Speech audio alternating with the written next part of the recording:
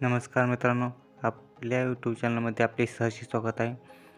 आजच्या व्हिडिओमध्ये आपण शिक्षकेतर कर्मचारी जे शासन भरणार आहेत त्यासंबंधी प्राथमिक शिक्षण संचालनालयाने निर्देश दिलेले आहे त्यासंबंधित आपण या व्हिडिओ माध्यमातून पाहणार आहोत। शिक्षकेतर कर्मचारी भरतीचा मार्ग मोकळा झालेला आहे। जे शिक्षक सोडून शाळेवर जे कर्मचारी असतात ते ना शिक्षकेतर कर्मचारी असे म्हणतात।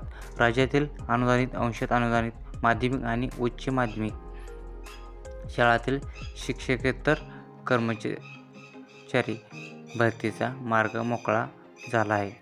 शिक्षकेतर कर्मचाऱ्यांची संच मान्यता आणि त्या अनुषंगाने आवश्यक ती कार्यवाही करण्याचे निर्देश शालेय शिक्षण विभागाने प्राथमिक शिक्षण संचालनालयाला दिले आहे।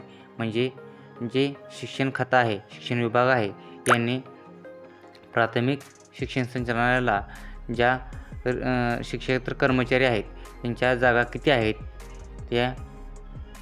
त्यांची नोंद करण्यासाठी